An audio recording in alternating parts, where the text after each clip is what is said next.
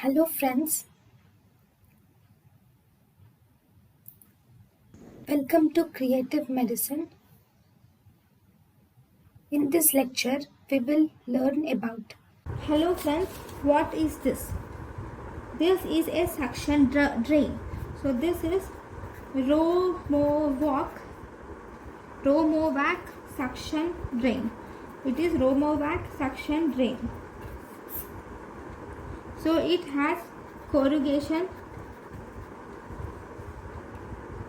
So it has these corrugations and compressing it.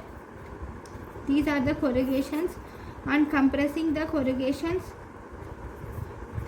and compressing them, suction is created. Okay, now what is the uses? This romovac suction drain is used in, you can use it in thyroidectomy, then you can use it in mastectomy. You can put this drain to the patient after the surgery so that all the drainage or serous secretions can be drained out.